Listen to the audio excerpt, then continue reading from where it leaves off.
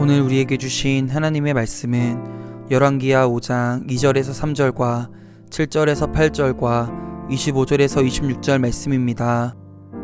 전에 아람 사람이 떼를 지어 나가서 이스라엘 땅에서 어린 소녀 하나를 사로잡음에 그가 나아만의 아내에게 수종들더니 그의 여주인에게 이르되 우리 주인이 사마리아에 계신 선지자 앞에 계셨으면 좋겠나이다.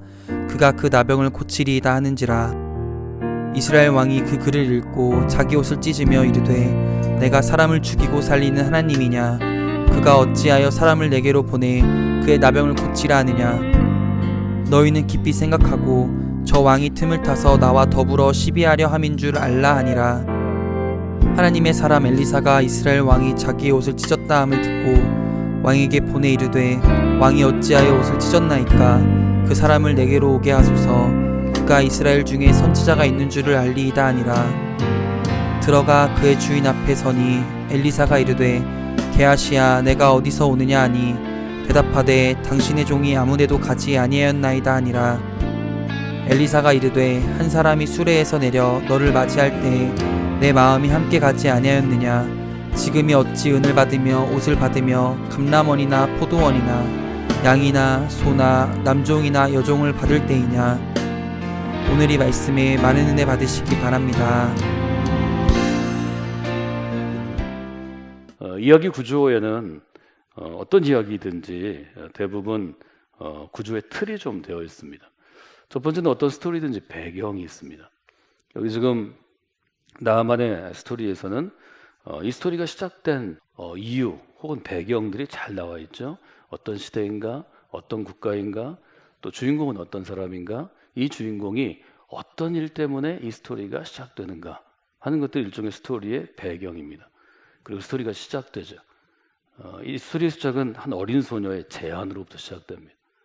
그래서 이 어린 소녀가 자기 주인에게 제안하게 되고 주인이 그 제안을 받아들이면서 스토리가 급속도로 앞으로 나아갑니다.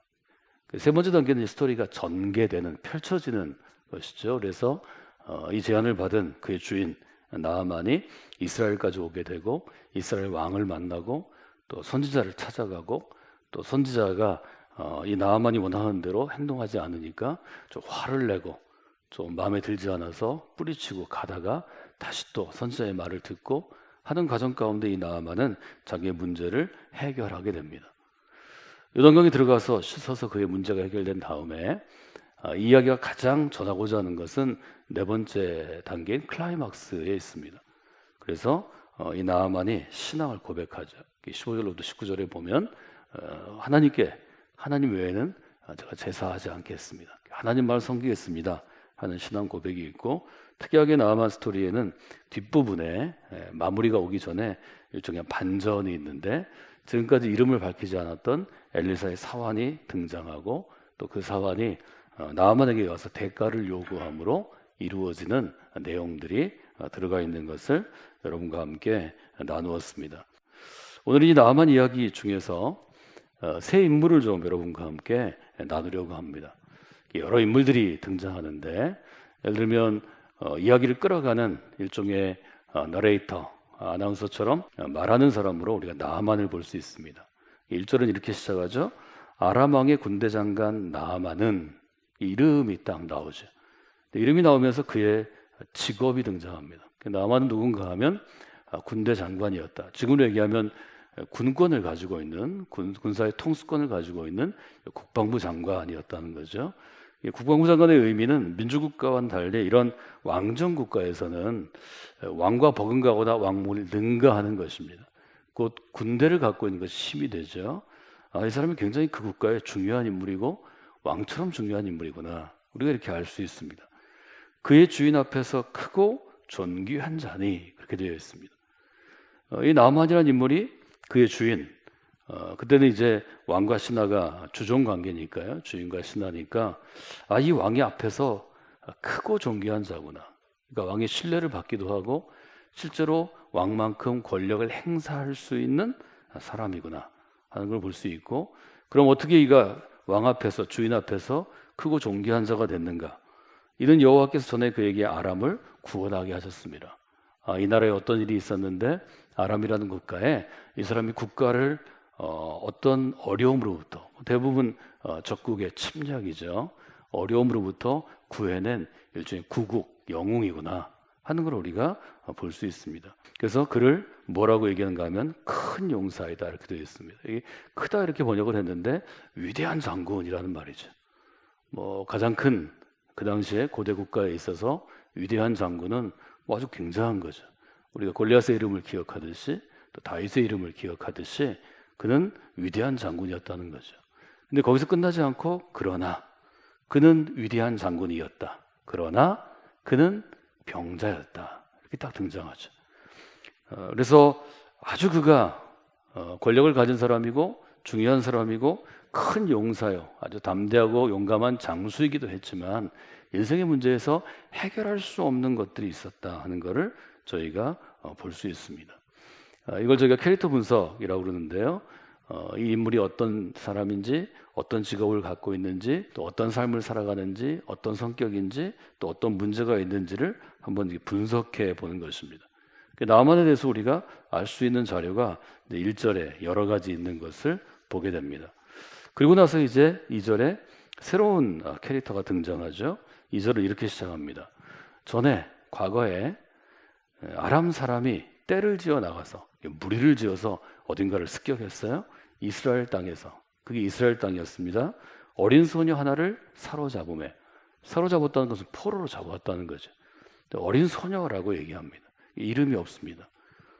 성경에서도 마찬가지고 어떤 문헌에서도 이름이 없는 것은 그의 존재가 보잘것없다는 것입니다.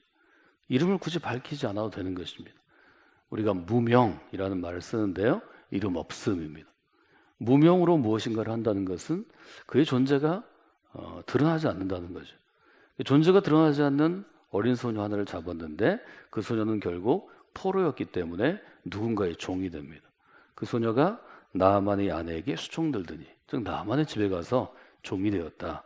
이렇게 우리가 볼 수 있습니다. 일단 등장하는 두 캐릭터가 하나는 나아만이라는 그 나라의 실권을 쥐고 있는 크고 위대하고 강한 권력을 가진 장수이고, 또 한 사람은 아주 어리고 또 소녀이고 보잘것없는 존재라는 것을 비교해 봅니다. 나아만이 일종의 국방부 장관인데 비해서 소녀는 노예일 뿐입니다. 나아만은 왕 앞에 서지만 이 노예는 그저 자기의 주인, 여주인 앞에 설 수밖에 없습니다. 그런데 나아만이 해결하지 못하는 것, 즉 나아만의 능력으로, 나아만의 권력으로 해결하지 못하는 문제를 이 어린 소녀가 일종의 터치합니다.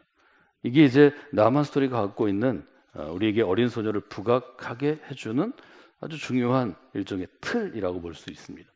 나아만과 어린 소녀를 비교해 보면 나아만은 위대한 사람이고 어린 소녀는 보잘것없는 존재이고, 나아만은 위대하기 때문에 왕 앞에 있는 사람이고 왕궁에 있는 사람이고, 어린 소녀는 노예로 주인 앞에 있는 존재입니다. 나아만은 유능한 군대 장관입니다. 어린 소녀는 본인의 유무능을 따지기 전에 이스라엘 왕의 무능함을 보여줍니다. 백성이 포로로 잡혀간 것입니다. 이런 인물들을 비교하면서 3절은 과연 이 소녀가 왜 등장했는지를 우리에게 알려줍니다. 3절은 이렇게 시작하죠. 한번 읽어볼까요? 그의 여주인에게 이르되 우리 주인이 사마리아에 계신 선지자 앞에 계셨으면 좋겠나이다. 그가 그 나병을 고치리이다 하는지라. 3절은 이 소녀가 행한 일을 기록합니다. 저는 여기서 중요한 용어가 앞에 서다라고 적어보았습니다. 나아만은 아람 왕 앞에 서 있는 사람입니다. 그런데 이제 이 소녀는 왕 앞에 서 있는 이 장군을 이스라엘의 이름 없는 선지자 앞에 서도록 제한하고 있습니다. 앞에 서다란 말이 왜 중요한가요? 신앙이란 어떤 것입니까? 신앙은 하나님 앞에 서는 것입니다. 여러분들이 어떤 상황에서 신앙생활을 시작했고, 또 어떤 교회를 섬겨왔고, 또 어떤 교파, 개신교 교파가 많은데요. 교파가 있는 신학의 특징들이 있습니다. 신학에서 자라났든지 우리가 부인할 수 없고 기억해야 하는 것은, 우리가 지금 있는 이 자리는, 예배는 하나님 앞에 서는 자리라는 것입니다. 그리스도인은 하나님 앞에 서는 사람들입니다. 하나님 앞에 서는 것이 매우 중요합니다. 하나님 앞에 서기 위하여 우리는 그리스도인으로 부름받은 것입니다. 여러분은 하나님 앞에 서도록 부름받은 사람들입니다. 그래서 이 시간은 우리가 현대 문화 가운데 의자에 앉아서 예배하지만 실제로 여러분의 마음과 여러분의 영혼과 여러분의 속사람은 하나님 앞에 아주 정직하게 서 있는 것입니다. 그리스도인은 하나님 앞에 설 때 그리스도인다워집니다. 그리스도인이 됩니다. 그가 왕이든 그가 군대의 장관이든 그가 제사장이든 그가 무슨 일을 했든 성경은 이 세상 앞에 하나님 앞에 서지 않고 온전해지는 일은 없다고 선언합니다. 우리는 그것을 받아들인 사람들입니다. 그것이 신앙입니다. 그것을 받아들이지 않으면 신앙은 존재하지 않습니다. 신앙은 그런 것입니다. 신앙은 하나님 앞에 서는 것입니다. 교회는 교회로 부름받은 영혼들을 하나님 앞에 서도록 세우는 기관입니다. 여러분이 예배 시간에 하나님 앞에 서는 분들이 되시기를 원합니다. 교회는 예배 외에도 성도들의 교제가 있고 어떤 훈련이 있고 사역이 있습니다. 선교나 아니면 찬양이나 아니면 다른 일을 하는 것처럼 우리는 그것을 미니스트리, 사역이라고 부릅니다. 하나님 앞에 서는 어떠한 행위도 하나님 앞에 서는 것이 우선될 때, 그것이 지켜질 때 의미가 있습니다. 어린 소녀는 지금 아람의 군대 장관인 나아맨에게 영적으로 도전하는 것입니다. 장군님, 주인이여, 당신이 왕 앞에 설 때는 당신의 용맹함과 충성으로는 당신의 문제를 해결하지 못합니다. 이제 이스라엘로 가야 합니다. 가서 선지자를 찾으십시오. 그리고 선지자 앞에 서십시오.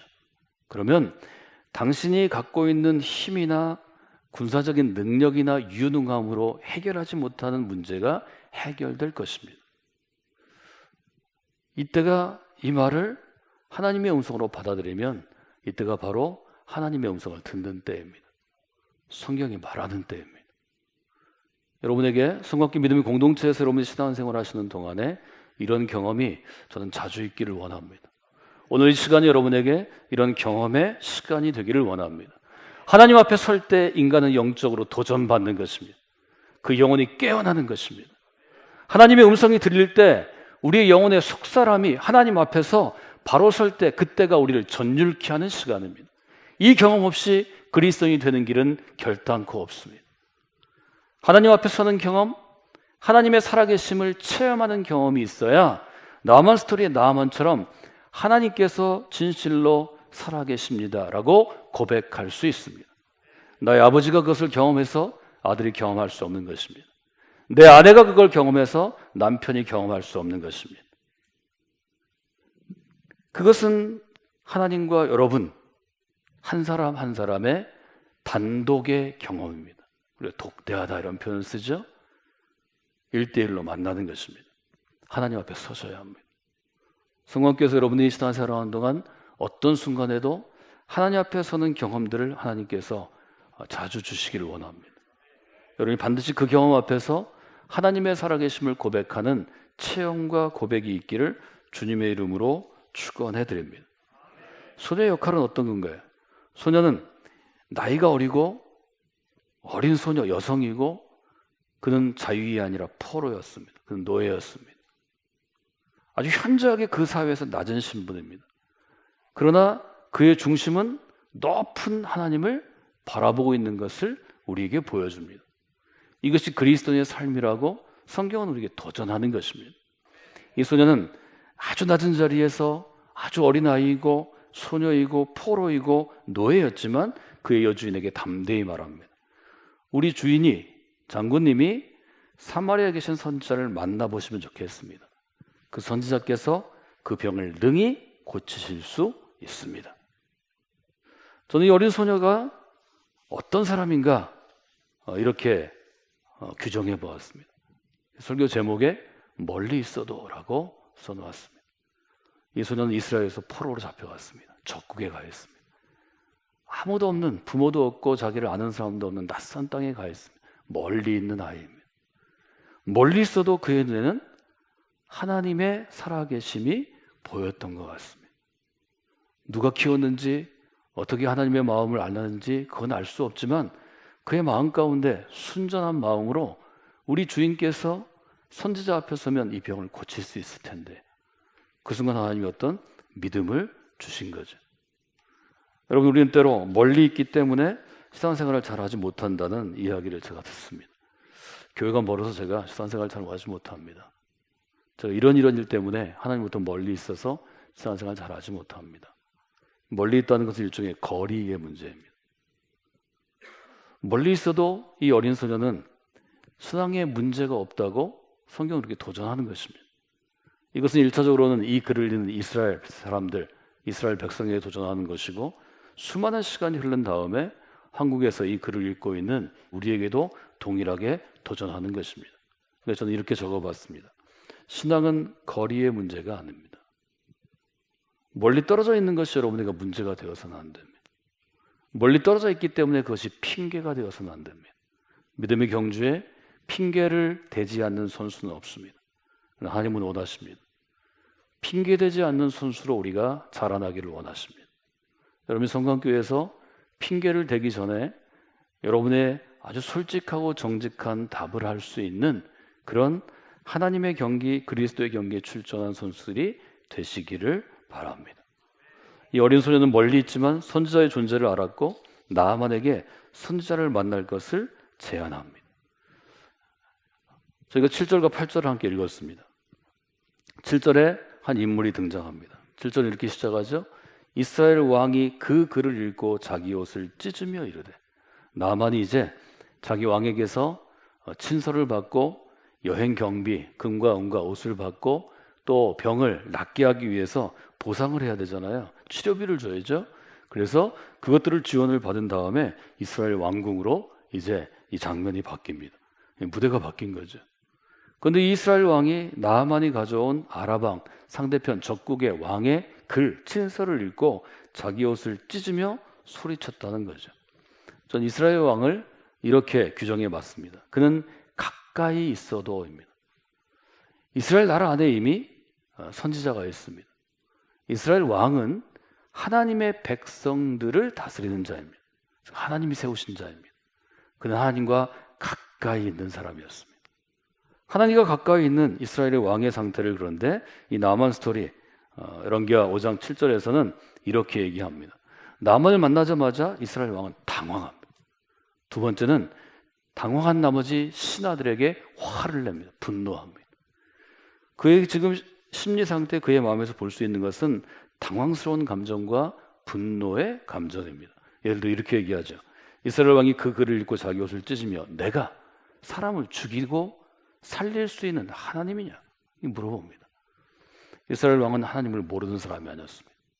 하나님이 생명을 살릴 수도 있고 죽일 수도 있다고 그 입으로 분명히 고백합니다.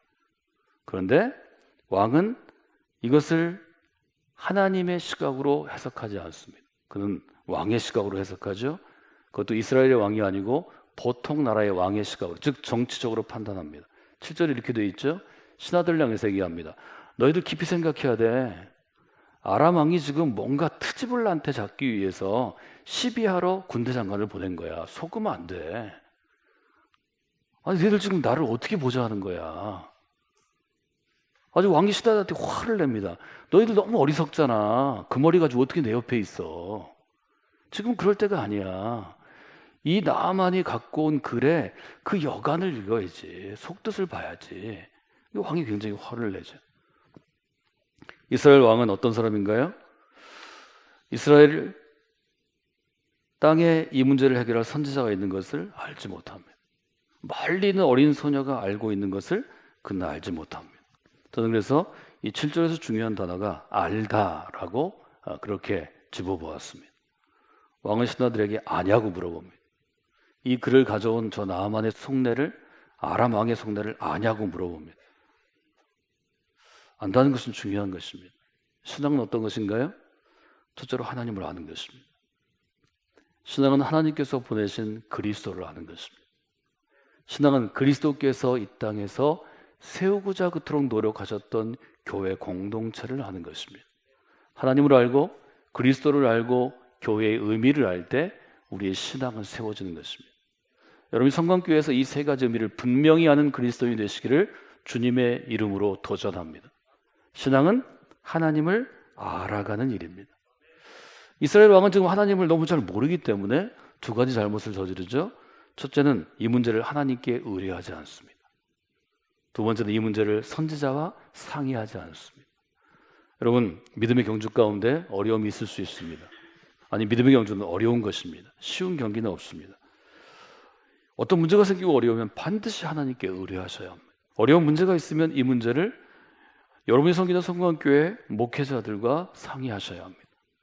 그렇게 하지 않고 여러분이 문제를 풀어갈 수는 없습니다. 그것은 여러분의 믿음이 아직 여리고 미성숙한 것입니다.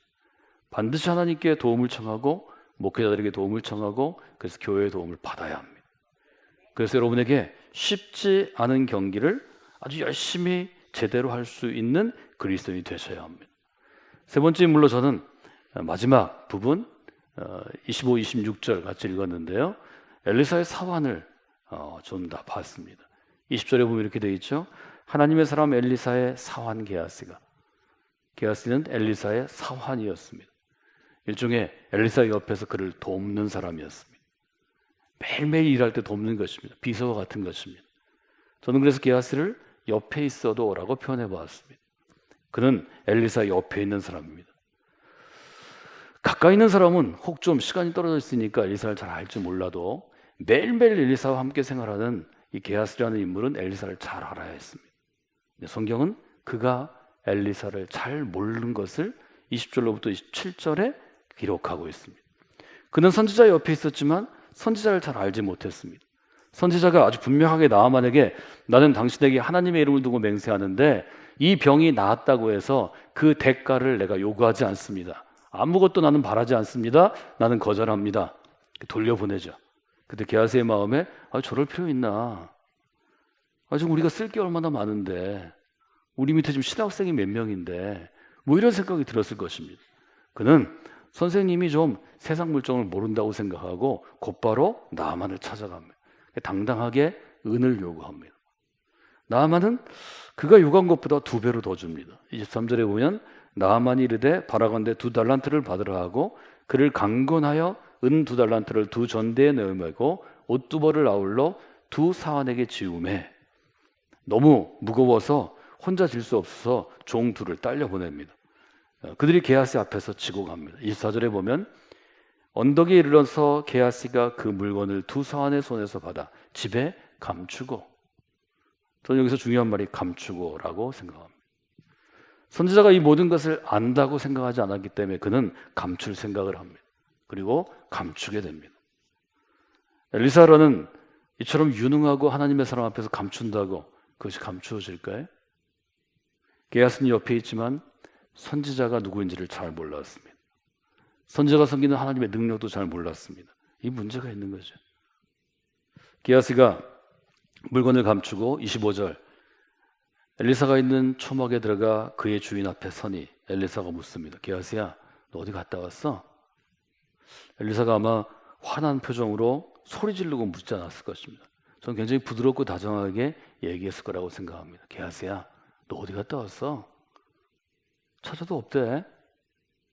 왜 그랬을까요? 엘리사는 게하시를 아끼지 않았을까요? 자기 옆에서 오랫동안 선지자 일을 같이 하던 사람입니다. 그래서 사랑하는 마음, 아끼는 마음, 안타까운 마음이 있었겠죠. 말하자면 선지자는 게하시에게 기회를 주는 것입니다. 내가 어디 가서 지금 무슨 일을 했어? 너 그거 잘 모르고 한 일이지? 그러나 게하시는 이렇게 얘기합니다. 당신의 종이 아주 분명하게 자기의 정체성을 합니다. 아이덴티티를 합니다. 선지자의 종인 나는 아무 데도 안 갔어요. 누가 생각나나요? 동생을 쳐 죽인 형이 생각나지 않나요? 스스로 꼬임에 빠져서 하나님께서 그만 과일을 먹은 한 남자가 생각나지 않나요? 여러분, 교회는 어떤 곳인가요? 이 질문 앞에 서는 곳입니다. 하나님은 오늘도 여러분에게 질문하십니다. 너 어디 갔다 왔어? 너 뭐 했어? 여러분, 그것은 하나님이 여러분을 채찍질하기 위함이 아닙니다. 여러분을 크게 혼내고 심판하고 지옥에 보내기 위함이 아닙니다. 이 시간 여러분을 다시 일으켜 세워 믿음의 경주에 출전시키기 위함입니다. 여러분, 그래서 교회는 매주일 하나님 앞에 서는 예배를 중시하는 것입니다. 예배하지 않고 하나님 앞에 온전히 설 자는 세상에 없습니다. 내가 예외라고 생각하지 마십시오. 그것은 신앙 없음이요 불신앙의 자리입니다. 우리 모두는 하나님 앞에 정기적으로 서서 우리의 모든 것을 점검해야 합니다. 검증받아야 합니다. 신앙은 하나님의 질문 앞에 서는 것입니다. 엘리사는 그래서 26절에 이 게하스를 향해서, 이스라엘의 왕을 향해서, 이 글을 읽는 이스라엘 백성들을 향해서, 그리고 오늘 우리를 향해서 질문합니다. 지금이 은을 받을 때냐? 지금이 옷을 받을 때냐? 왕이 백성의 감나원과 포도원을 빼앗을 때냐? 왕이 백성의 남종과 여종을 빼앗을 때냐? 지금은 어느 때이냐? 묻는 것입니다. 전 여러분에게 누가 믿음 있는 사람인지를 세 사람의 스토리의 등장인물을 통해서 여러분과 함께 나눴습니다. 멀리 있어도 어린 소녀를 의미했습니다. 가까이 있어도 이스라엘 왕을 얘기했습니다. 옆에 있어도 엘리사의 사환을 얘기했습니다. 누가 믿음 있는 사람입니까? 여러분이 금방 답을 내실 수 있을 것입니다. 성관교회는 여러분이 믿음 있는 사람으로 설 수 있도록 계속해서 도전합니다. 도전에 응답하는 것은 여러분의 몫입니다.